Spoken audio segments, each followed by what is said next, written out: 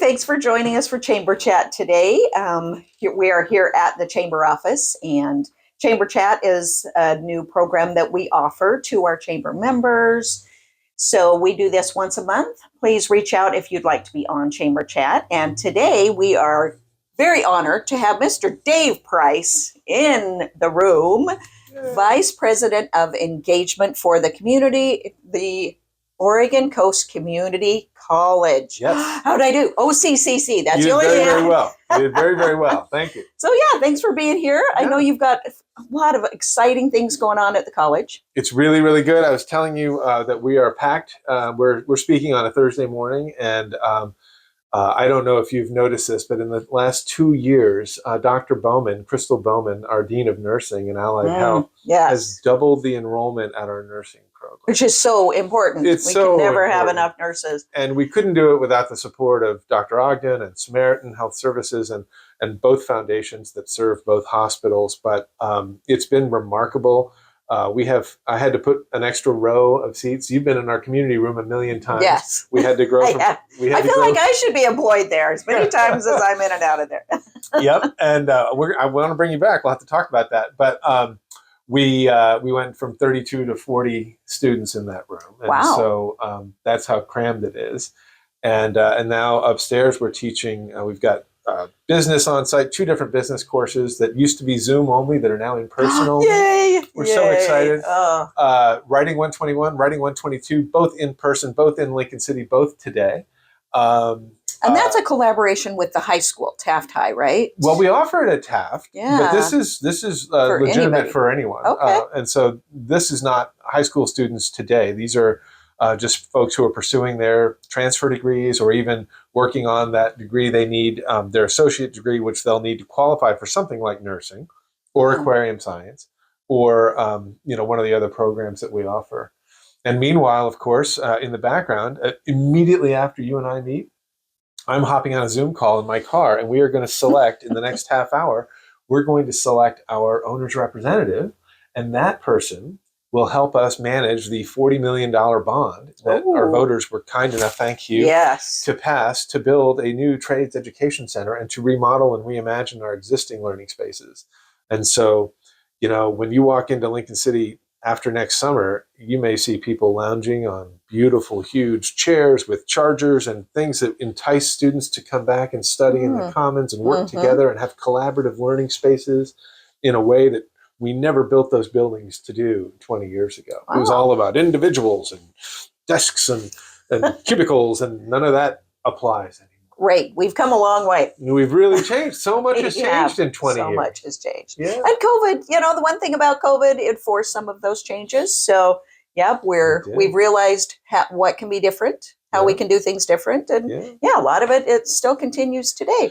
No, the changes post-COVID are really interesting. I wonder how many of your members are dealing with news like talking with their employees this week about, like, Amazon's huge news this week was that, well, you were enjoying the 2 days remote and the 3 days at work. That's all over. Everyone at Amazon is going to work. And so if you own a cafe in downtown Seattle and your Mondays and Fridays have been terrible because no one's working in downtown Seattle, you're really happy now because as Amazon is kind of a bellwether. And so as Amazon goes, many other businesses will go. And they've decided that, there's a certain creative friction you have. That's what we've called it at the college. When you have a meeting in person and you can share ideas and you can kick things around in person, I can read your expression and you can read mine and you can tell me what you really feel that maybe you don't do on a screen. Well, and I've always said Zoom is a great way to get information out. Just feed the information out. So you can, it's very effective that way, but it's not effective for a conversation or It's difficult to be strategic, and it's difficult to handle. Really, some of the best decisions come out of disagreements and different viewpoints. And if you are, for whatever reason, maybe your mic's not great or you don't like the way you're looking on screen, and so you just decide not to share. Or they don't see you with your hand up, or, you unmute to interject, and then it's moved on. So, we're seeing that change. Sure. Yeah. Well, great. And then you've got some exciting new AI tools that. Oh, dude. I know. So I managed. So a couple things happened in the last few months. One of them was thanks to Representative Gomberg and Senator Anderson and others, something called House Bill 3410 was passed. And House Bill 3410 meant to drive additional economic supports to small businesses in every corner of the state.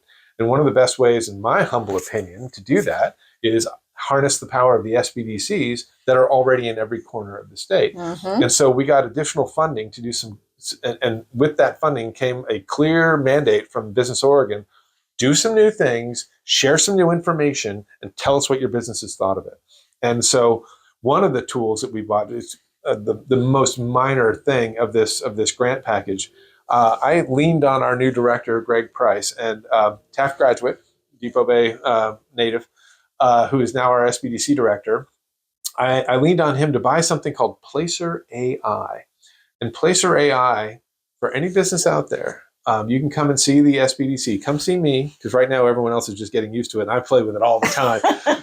But it's a great way for me to keep my hand in the SBDC and meddle in their business, because I can look up just about any business or property, and I can tell the business owner, and I did this last night. Someone walked in with a just generic question about business, and as I was talking with her, I realized you own a sizable business in Lincoln City that does a lot of traffic.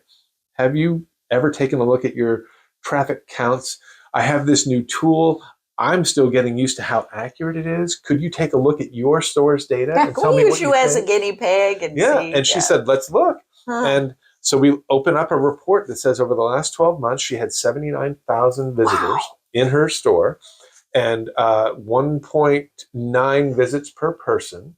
And then we got into more granular detail, and I was able to show her on this report that 23% of her business over the year came from within 10 miles of basically right where we're sitting. Oh, wow. And that was amazing. And so right there, like, guess what? We live in a tourism community. We always say we're all about tourism.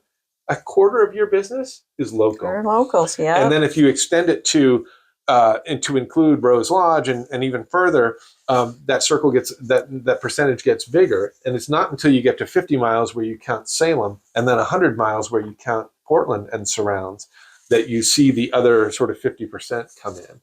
And then there's about 20% of her business which is beyond Portland. So these are clearly people who are here on vacation, who are doing things that you do when you come to the beach.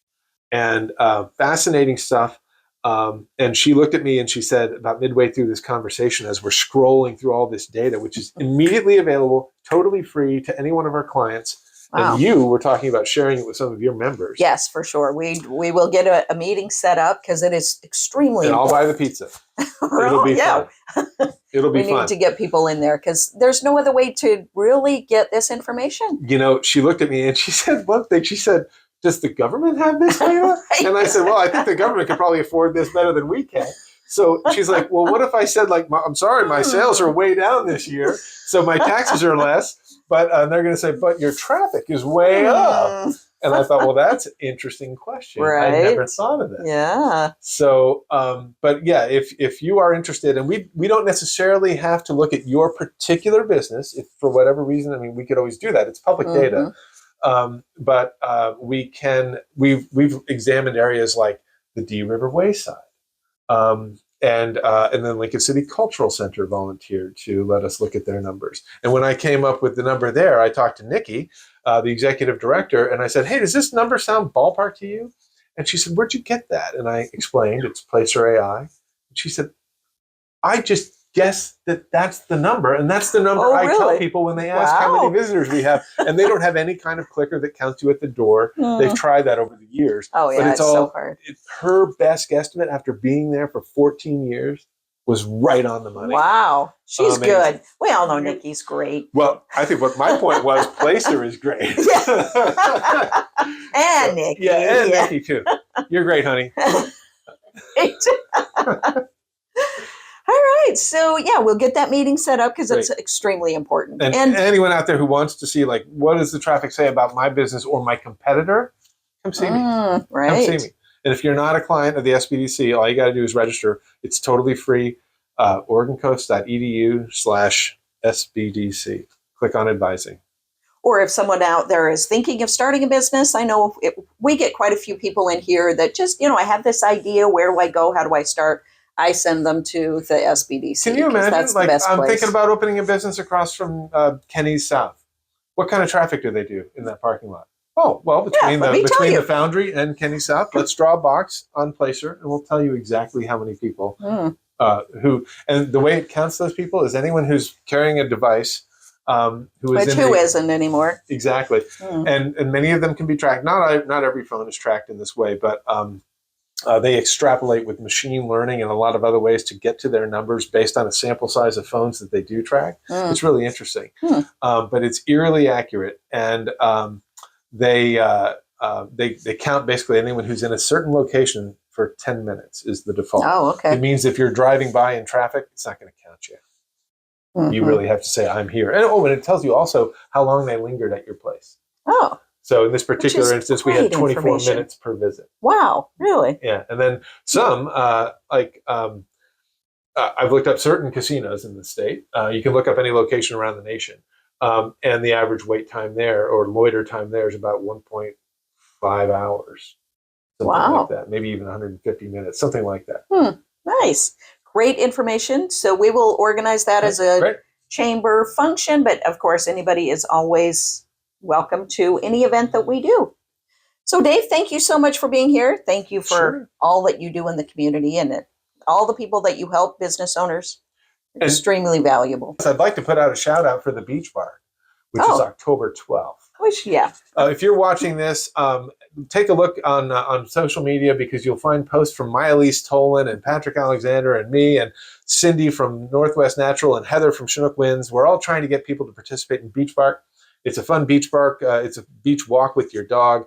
It's going to be on Saturday the 12th. We're starting at Chinook Seafood Grill, and we're going to end at the Cultural Center, and it's $30, and you get a T-shirt. And if you don't want to buy a T-shirt, you can walk with us for free, of course. But it's great fun. And where does that money go to help? It goes to the Beach Bark Fund. You know this. I know. It goes to the Beach Bark Fund, and it funds veterinary care for pets in need. If you find a pet on the side of the road that's been hit by a car, but it's still thriving, you can take it to a vet, and they know they can charge that service to the Beach Bark Fund. Great. And all of this comes from a gentleman named Kip Ward, our dear departed friend. And I know he's your friend as well. And so we're doing this in his honor. And so please participate in the Beach Bark. And Maya-Lise has doubled the number of shirts we're ordering. So Maya-Lise, we got to fill this. Yep. All right. Thanks. Great information. Thank you so much for being here. Thank you for tuning in. And we will talk to you next month.